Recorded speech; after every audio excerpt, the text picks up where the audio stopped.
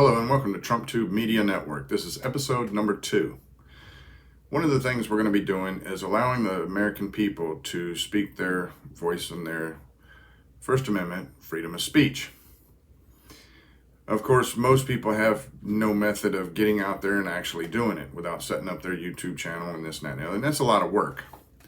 Well, we're here to help provide you to do it. We'll give a 1-minute video on your thoughts, your opinions. However, keep them respectful and to the point. And I will be providing the information on how you can submit them soon. However, I do have one, and I'd like to share that with you. And she's got some good points. So here's her thoughts.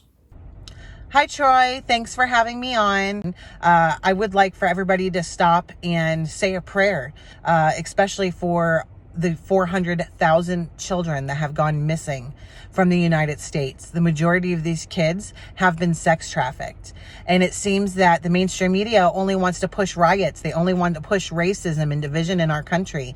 The one thing that people have got to remember is stop listening and watching the mainstream media. Those people are so full of lies. They are so full of lies, and all they're spewing is hate in our country. We cannot listen to them. Those people do not report truth. They report nothing but lies.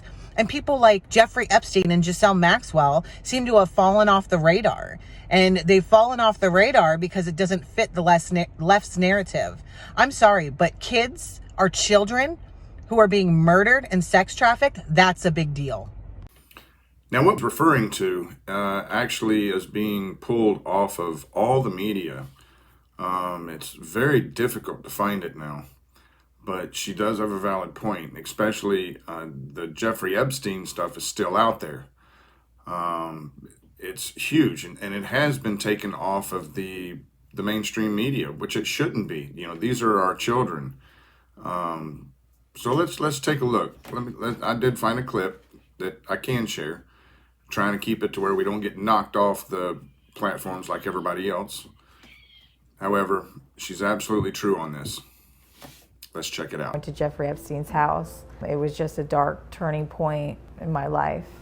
On June 30th, 2008, Jeffrey Epstein, a Palm Beach multimillionaire hedge fund manager, received what might have been the most lenient plea deal for a serial sex offender in U.S. history. The Miami Herald identified over 60 of his victims, just young middle and high school girls at the time of the abuse. More than a decade later, several of them are talking for the first time about how they were molested by Epstein and believe they were betrayed by the very prosecutors who were supposed to hold Epstein accountable. They came from fairly disadvantaged backgrounds. So if you will, you've got the name now. Go out and do your research and get your own thoughts and opinions. And I'd like to thank her for coming on the show and giving us her thoughts. Till then, have a great evening. God bless. And keep praying, because that's the answers to everything. And don't forget to like, subscribe, and share. And if you'd like to be on the show, let us know. And feel free to comment below.